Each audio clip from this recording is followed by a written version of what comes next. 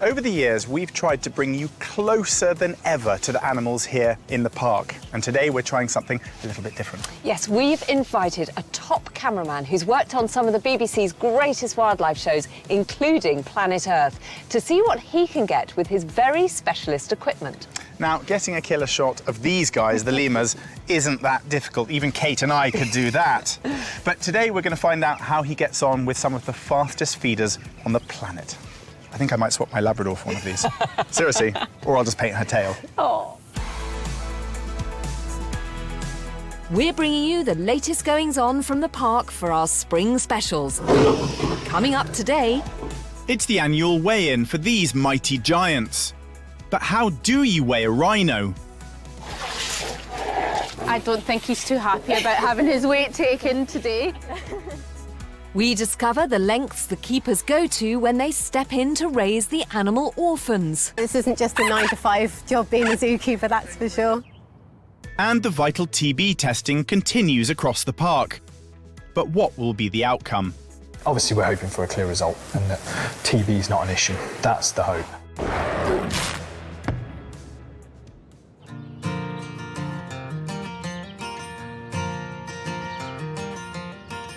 Now, I've been lucky enough to come behind the scenes to meet the two newest additions to the carnivore section, yet to be shown to the public. Somewhere over here, we have a beautiful Eurasian or European wolf called Aliska, and hiding in the back there, prowling, is Django.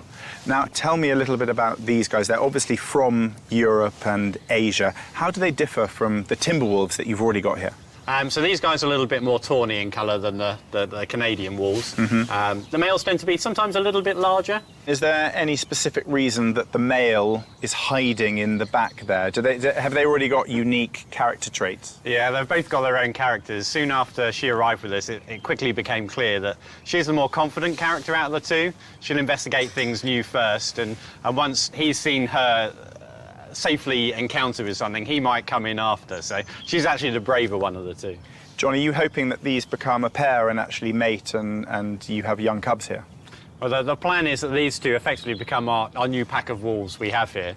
We're slap bang right in the middle of breeding season at the moment, which generally runs from about January to April. So hopefully if these two get on and have lots of little youngsters, they'll be the next generation of wolves. Well, guys, thank you so much for introducing me to these magnificent creatures. The public are in for a real treat, that is for sure. There you go. There's a lot of hungry mouths to feed here, with over 1,000 animals calling the park home. In Animal Adventure, lead keeper Kim has her work cut out. This section houses the widest range of weird and wonderful species. Catering for them all individually is no mean feat. Feed time down here at Animal Adventure can be a massive operation. So there's so many different animals and there's so many different types of food. Some of it's fruit and vegetables, some of it's live food, some of it's meat. So obviously it takes us an enormous amount of time to get it all ready. And obviously we're feeding continuously throughout the day. Kim's worked here for 12 years, but she's never actually seen properly how some of the animals feed. There's one or two that fascinate me in a way that it's so fast and it's so secretive sometimes that it would be really cool to have that option to be able to watch them properly and see exactly how everything works. To see exactly how these super-fast feeders actually eat, we've called in world-class cameraman Louis Lebron. He's filmed everything from Komodo dragons in Indonesia to jumping vipers in Mexico. His state-of-the-art camera is capable of capturing high-speed action and showing it in slow motion. Sometimes wildlife filmmaking can be a real challenge. You tend to spend a lot of time waiting around for not a lot to happen. Luckily for me, today, the animals are already here. They're handled, so we're going to get them out, and we're definitely going to see them. That's a dead cert. And the only hope is that they're hungry. Louis rigs up a mini studio.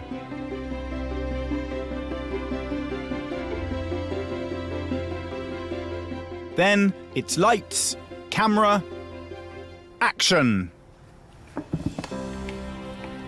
Kim has the first creature at the ready.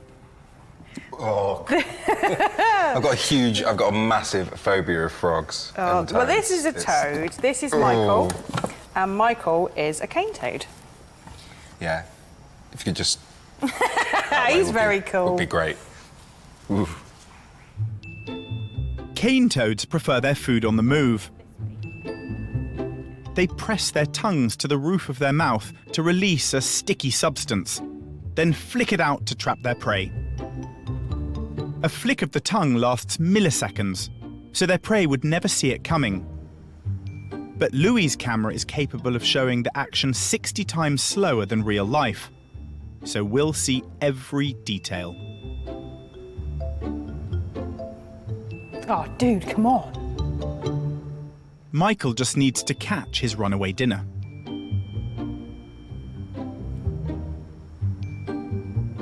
No. I think he has stage fright. You just don't want it, do you? Next. Even tame wildlife can be incredibly difficult to film. Sometimes they're just not in the mood, sometimes they're not in the right environment, sometimes they just aren't feeling it on the day, and you can't do anything about it. So you just got to sort of wait and see. Optimism. Maybe the next contender is hungry for fame.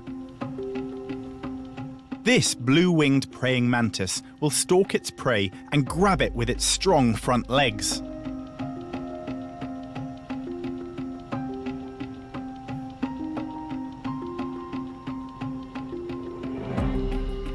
Okay, I think we got that. Oh, yeah. That looks so amazing. Right. The mantis grabbed its prey in a fraction of a second, but Louis's camera has captured it in super slow motion. Here we go. Oh, yeah. So she spotted it. It's just lifting up her head. You'll see her front legs start to come out any second. There she goes. Ready? Yeah. The mantis extends its claws and grasps the cricket, Oh, that's so cool. then bites its head off before devouring it. And she's like, she's got it, it's done. That's amazing.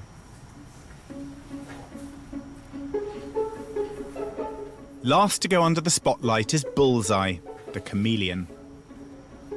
Just chill there, bro. This is the animal Kim is most keen to see in action. I'm so excited to see this. The fact that we're going to get to see her so close up and so slow is just going to be fabulous. A chameleon's tongue is extremely long, up to twice the length of their body, and very sticky. They fire it out with 4 times more force than a fighter jet. Kim's at the ready with a yummy cricket. Hopefully I'll catch this. It's very quick. Come on. He doesn't seem hungry. Maybe he's in the mood for a waxworm. Let's see where he goes with this. No. No. Next time, Bullseye. And it's nil point for Bullseye. It's really unfortunate that some of the animals weren't going to do it today. And unfortunately, that's the very nature of what we do. Wildlife filmmaking is incredibly difficult. The blue planets and the planet Earths.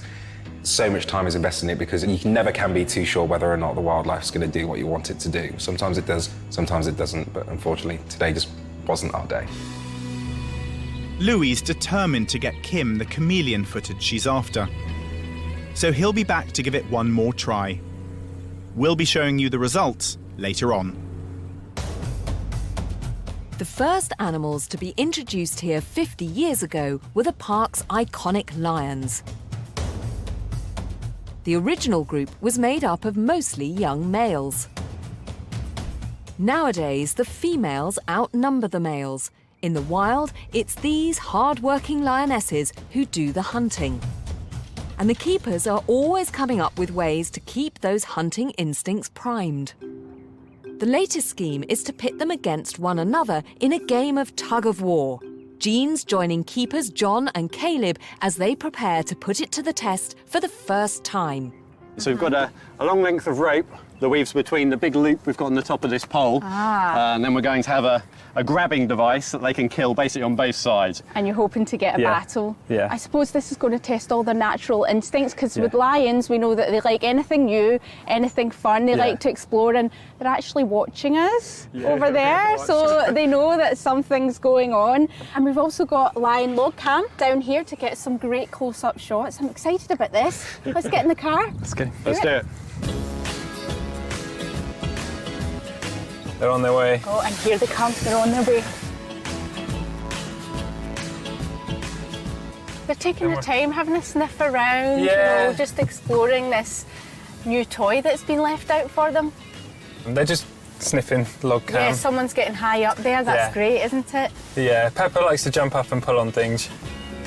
Yeah, I think Malika's got hold of the other side now as well. So we're kind of splitting into two teams now, which is exciting. So what's happening here? It's a little bit of conflict. Yeah, Sweet Pea trying to... She wants control of it. That's what Sweet Pea wants. So she's trying to get quite feisty with the others. And that aggression has come from the fact that it did suddenly move. So they think that it's getting away. They will only stop when it stops moving, or they think they've killed it. So as long as someone else is playing on the other side, they're just grappling with it to try and stop it. So that's what Sweet Pea's doing. She's putting all her body weight into it. She's got it on the ground, so in her mind, she's actually killed it already, and the other one at the top's pulling it.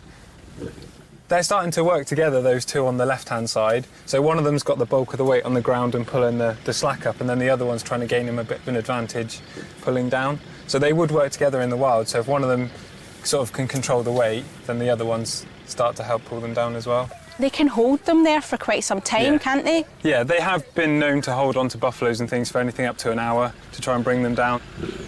So it's a group effort in the wild with the females. Is there one that will do that initial attack and then the others get involved? Yeah, so what we've noticed is they all sort of have almost a different body shape. So you'll get some lionesses with really big shoulders and are really good at pulling, and then you'll find smaller lionesses like this one on the side of us now. They're better at chasing, so they prefer to chase. Right. So they would kind of herd prey, and then you find the bigger, more muscly ones are designed to grapple with it. This is a better tug of war now. We've got a ghost on one side. You are not going to win against these two. Look, they're just like they are heads up, but he's probably he's one of the stronger individuals in this group. So if one of those two lets go, there will be a change in there. What's the chances of one of those two letting go? Not a lot. No, yeah, slim to none.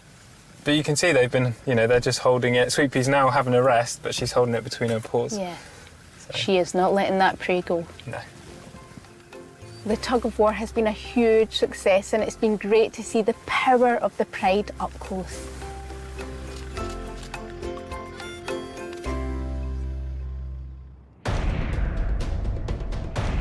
We've been following the vital testing for TB, a killer disease that threatens a lot of the animals at the park and surrounding farmland. Many of the endangered species are at risk. So the veterinary team launched the biggest screening operation in the park's history. So far, the lions, thankfully, have tested clear. Yeah, another pass. Today, vets Chris and James are at the cheetah house. They need to perform a skin test on all of them. The only way they can do that is to sedate them first. Anesthetizing animals always carries a risk, but these tests are vital to find out if any of the animals have been affected. Obviously, we're hoping for a clear result and that TB is not an issue. That's the hope. That's what we're hoping for. And if we can get to that place, then restrictions and things can be lifted and the park can just get on with life.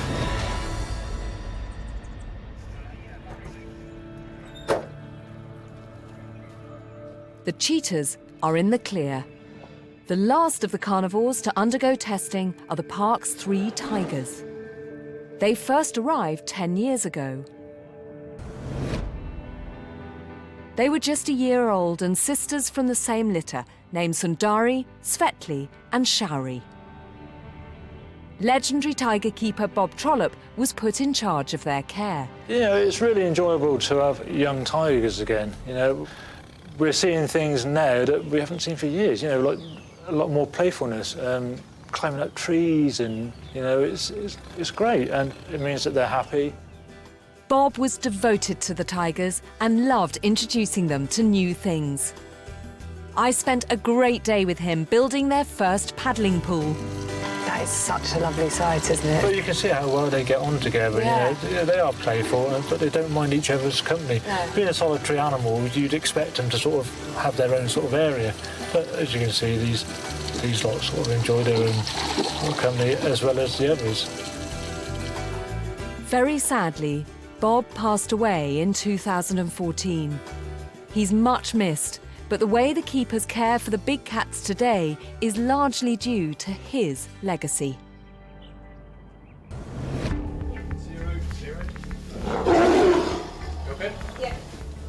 Svetli is the first of the 3 sisters to be sedated for her skin test, and time is of the essence.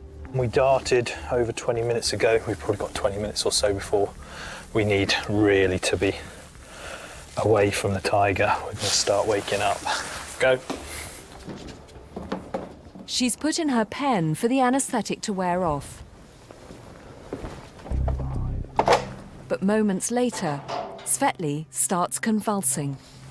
We're still breathing, but she's just clearly had a fit. This is an unusual and worrying reaction to being sedated. Vet Chris must act fast to start trying to bring her round. Cozzy, do you want to get that into a dart? That's the reversal. The team aren't sure what's caused the fit. It could be a number of things going on. There could be something going on in its head, there could be something going on with its liver. Equally, it may be that as she's coming round, she's just overstimulated. You just keep an eye on its breathing for me, John. Head of Safari, John Merrington, has years of experience. He monitors Svetli while the team move on to their next patient, Showery. I'm going to do the bits I need to in the cage with this one. All right.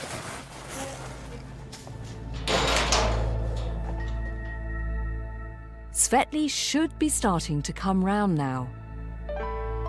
Just sticking her tongue out now, so it looks like she's starting to come round. So hopefully it's all good news, and she'll be right as rain in a few minutes. There's just Sundari left to be tested.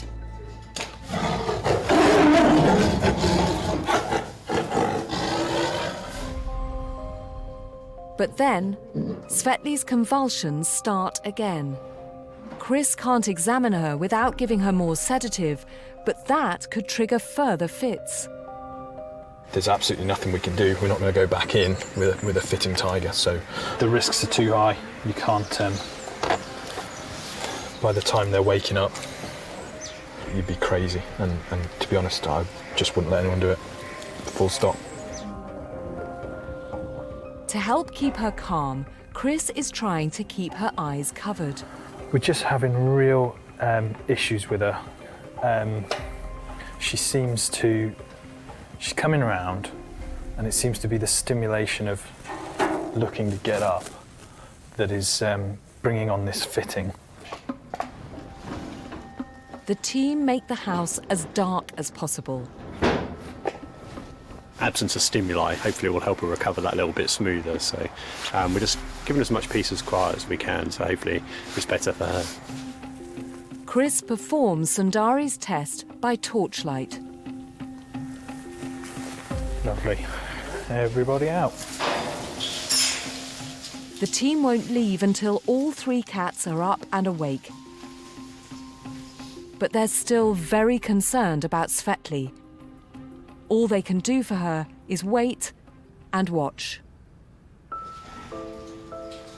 They're helpless when they're under anaesthetic, and we're helpless as well because we can't go in with them. She could jump up at any minute, so she's still a dangerous animal, so we can't rush in there and help her. It's down to her to recover, but it doesn't make it easier for the keepers that work there every day to watch. We spend all our time with these guys. We get quite attached, and it's just seeing them fit. It's really not nice to see. I haven't seen it before. It's really horrible. It really sort of gets you. If that was your pet, you'd want to go in there and just sort of soothe it and just stroke it and make sure it's all okay. Obviously, we can't do that with those, so it's hard to have to be hands off and just watch and monitor and just make sure that everything's okay.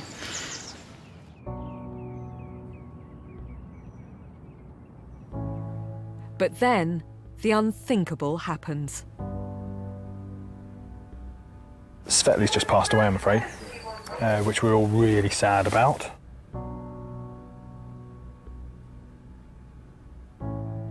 It could be anything. There could be something going on in the brain, could be something going on in the liver, multiple things that can lead to these fits.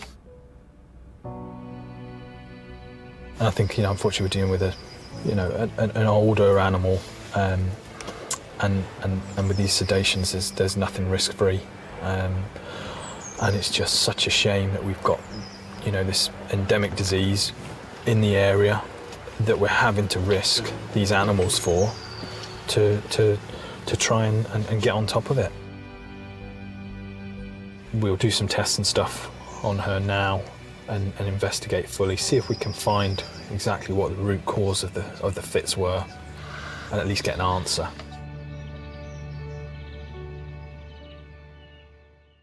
Over 100 staff come to work each day to help care for over 1,000 animals. Keeper George is mother hen to these flamingo chicks. So these are 4 Chilean flamingos. They range from about 1 month to 2 months old, and we've been hand rearing them from day one, basically. So every day we get them out for a walk. It's always nice, obviously, when the sun's shining, but it's very important for their leg development, basically, because they are a long-legged bird. Come on! We just walk them around here. Sometimes we'll run a little bit with them, then they get their wings out as they get a bit bigger. So yeah, it's great fun. It's great fun. Highlight of my day. In the wild, not all the chicks would survive. In order to give every chick the best chance, the keepers take all the eggs away for artificial incubation. When they're ready to hatch, they put some back with the parents and keep the rest for hand rearing.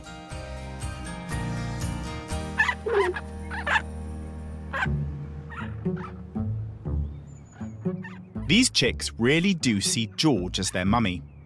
When it comes to feeding, they respond to her as they would an adult flamingo.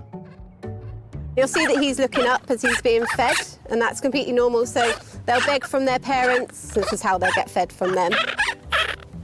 They get a bit enthusiastic, so you've got to kind of... Oh, there we go.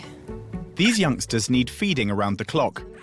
So George needs to make sure her brood are looked after day and night. Well, this isn't just a 9-to-5 job being a zookeeper, that's for sure. Oh, I love working with these guys, yeah, it's great. We'll be catching up with these chicks later on. Come on. All of the animals on the park have regular health checks. As part of this, they often need to be weighed. Just pop her in the bucket and she's 4.5 kilos. Not so much of a challenge with the smaller animals. But today, it's the turn of Injano, the rhino. Jean's mission is to find out how on earth it's done. Now, this is not something that's going to happen on a set of bathroom scales. Okay. So how are we going to go about weighing a rhino? We've got a much larger set of scales. Good to hear that, You can see just behind you there, which hopefully he will put all 4 feet on and we'll get a really accurate weight from him. I don't think he's too happy about having his weight taken today. So I'm just going to pop some nuts down just to hopefully keep him in place. So you'll encourage him through here and he'll stand there? Fingers crossed, yes. Right, how do we call him in?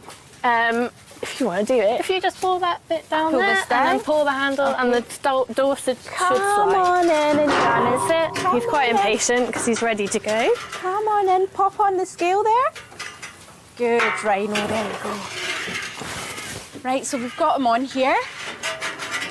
So your average carrot is probably around 1,000 kilograms. I would say he's bigger than that, so let's take a look.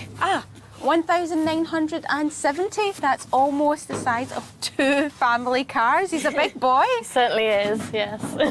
Are you happy with that, Ash? Yeah, very happy. That's a good weight for him. Males can roughly be between sort of 1,800 kilograms to about 2,500 kilograms, so he's pretty good. He's quite a good weight. And what are you feeding him to help him maintain this weight? We give them a grazer pellet, which we mainly use as a reward for doing things that we want them to do. So I've just given him some there so that he comes onto the scales nicely. And then we also feed them hay as well. So not a huge shopping list for your rhinos. No. And his weight looks great, so Yes. I think that's a rhino health check done. During the winter months, the veterinary team carried out a mammoth screening operation. After an outbreak of bovine TB on the estate, all susceptible species had to be tested. Without the all clear, the park and the nearby farms were under threat. This is a nightmare. Your business just grinds to a halt. Go on, let me go, Pat. Go on. One of the local farmers, Steve Crossman, is unable to trade while his farm is on lockdown. If his herd tests positive this time, it could mean the end of his family business. He's had the vet there all day and he's just been given the result. That's the last one, and we've, if the bull's good, we've had a clear test, so we're back in business. Thank God for that. That's really good. We're lucky, we're back in business. We can sell some cattle now and put some food on the plate. Hey. In the park, they've reached the end of their mammoth operation. All the big cats are TB-free. Total relief, honestly. It's been very stressful, I'm not going to lie. Really, really stressful. So it's just a total relief that we've managed to sort this out now. TB testing is a long-term issue, but keepers and farmers on the estate are optimistic they're now controlling the spread of the disease. But of course, it came at a terrible price. The death of Svetli is a shocking loss. Darren Beasley, Director of Animals, understands the pain the team must be feeling. One of the worst things is when all your planning and all your care and all the keeper's love doesn't matter because something outside of your control happens. The vet's investigation showed she had an underlying heart problem. There was nothing that could have been done to save her. It turns out that she had a heart attack, a heart failure. She had a large lump in the middle of her heart. Now, she's probably had that from pretty much the day she was born, and I hope the keepers just take that thought and say that actually Svetli could have passed away chasing a car through the safari park or laying in the sunshine. It was supposed to be, and it happened. The other two, they're our priority now. They're living. They need the love that those keepers give them, and we'll do that. I've got a good bunch of keepers in there that will give those tigers everything that they deserve.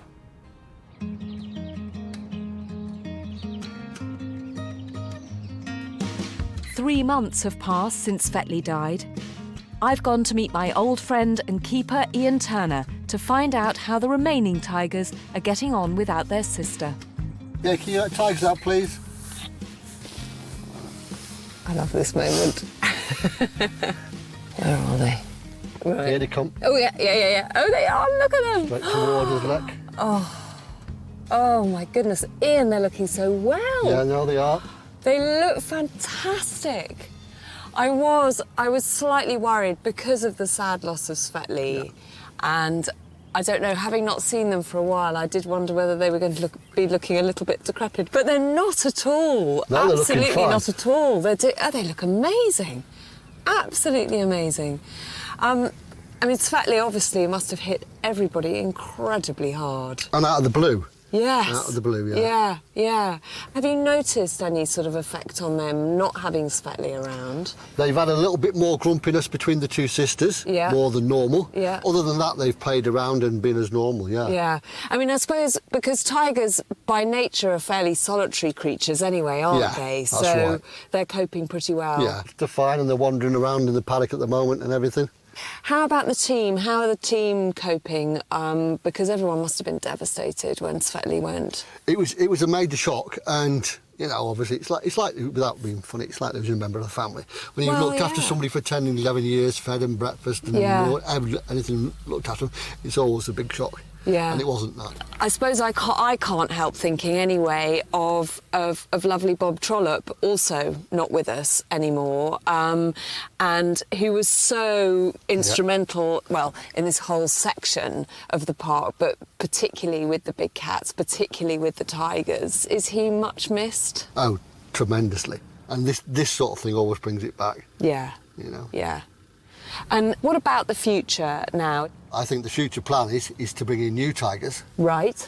So we can physically breed. Okay. Which would be really good. That would be tremendously exciting. Yeah. If you don't phone me the second that you know that there might be tiger cubs on the way, I'll never forgive you. That'll be fine, I'll do that. Ian, it's always a pleasure to see them. Thank you very much indeed. Look how magnificent you're looking.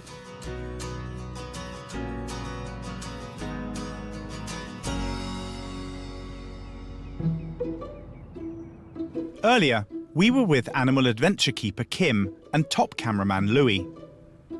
Kim wanted to see close-up, slow-motion footage of the eating habits of some of the animals in her care. Okay, I think we got that. Go! The praying mantis was caught on camera. Oh, that's so cool. Kim was desperate to see a chameleon in action. But once Bullseye was in the limelight, he lost his appetite. No, not a mealworm. Today, Louis is back, and he's determined to get some killer footage.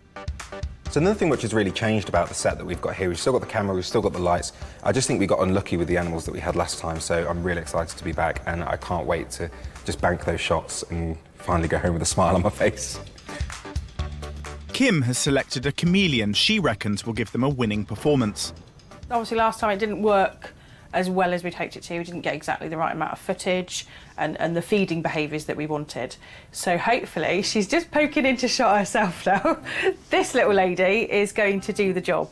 So she's our little 5-month-old veiled chameleon. We're hoping that her being younger and being obviously a bit more voracious, she's going to eat a bit more food. She seems to in her daily life, so fingers crossed she does it for Louis' camera today. So, Kim, so we're all set up and ready. Let's get her on set, let's let her settle in and see what she does. Definitely. We've got some crickets, so we'll see what she's up to. Okay. She's definitely interested. Mm-hmm. Very cautious of her surroundings. This is usually what they do in the wild, isn't it? Yeah, they're before naturally. they focus. We've got one eye on the food and one eye on you.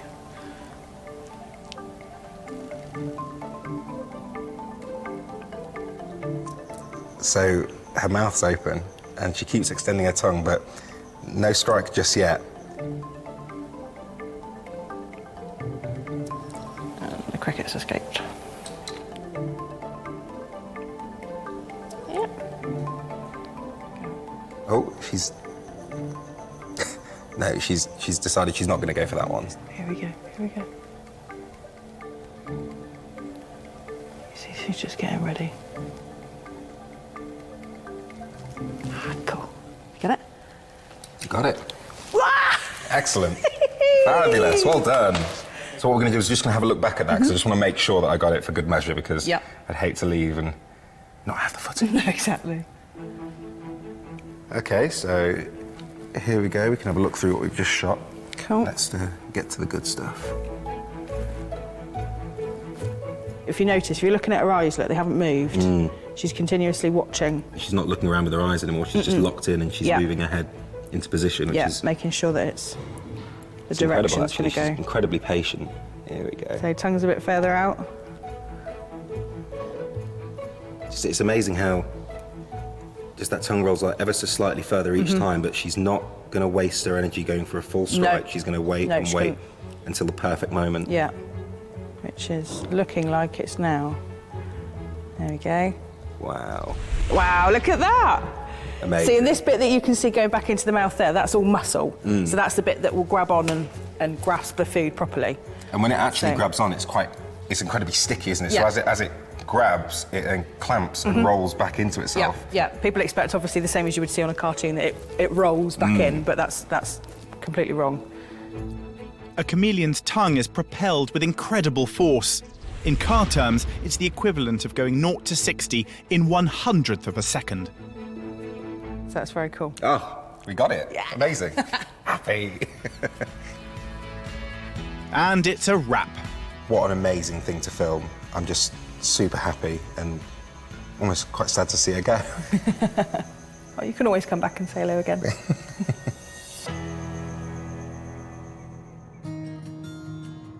Earlier, we met keeper George taking these 4-week-old flamingos for a walk. Come on. They will eventually join the thriving flock of 70 birds at Flamingo Lake. The biggest step towards independence happens at 8 weeks old. Today, these chicks are moving house. We've hand-reared these 4 Chilean flamingos. We're at a point now that we can put them out with the flock, and we do that with like a soft release into the rest of the group.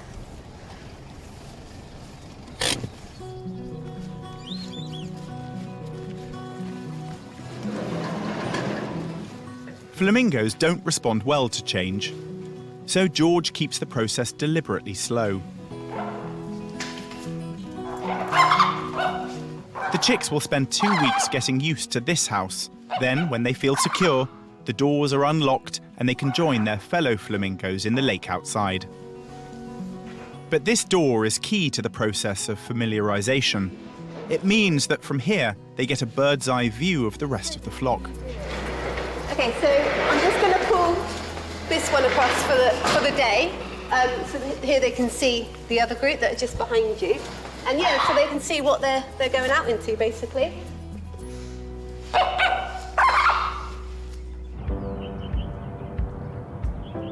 2 weeks later, and the chicks have just been released. Jean's with George, who's keeping a close eye on how they're getting on. So they just came out today? They have, yes. That's exciting. How are they settling in? Yeah, so they're a bit sketchy at the minute. They haven't actually eaten their breakfast. So even with some of the grey birds, when they lift their wings, I can see a flash of pink under there.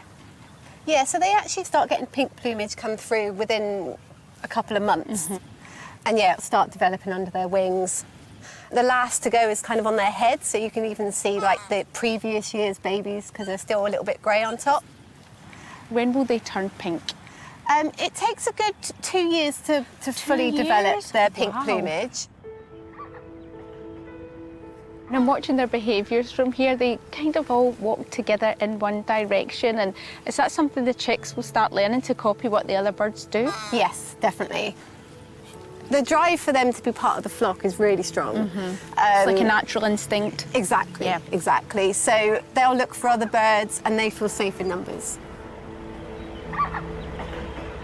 It must make you feel great when you see the new chicks fitting in so well with the rest of the flock, and then seeing them getting into routine, especially when you've hand-reared these birds. Yes, that's what you want. When you hand-rear any animal, you want them to live a normal flamingo life, you know, you want them to go on and breed in the future in 5 years' time. So, yeah, that's fantastic. Yeah, so here's to these chicks becoming full-blown pink flamingos. Let's hope they enjoy this. Get them fed? Definitely.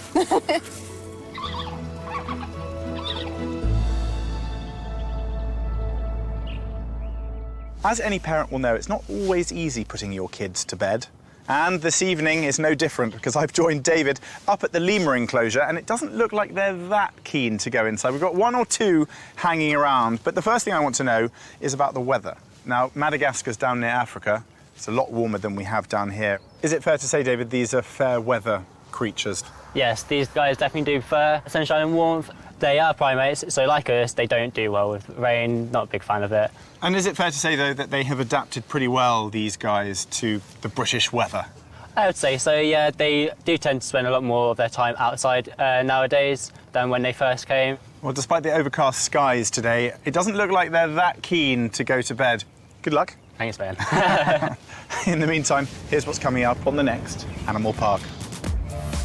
Out of the back cave and into the clinic. Can this tiny creature survive his injury? Finding something that isn't fixable might actually mean a different ending for tomorrow for him. Hold it, hold your line. Operation Wolf. Can this posse of keepers round up one of the world's toughest long-distance runners? We've got one wolf in the paddock and then one's broken through the line behind us. And after a jam-packed series of animal antics, Jean has mastered the art of animal keeping. They are going mad for this food. They're loving it.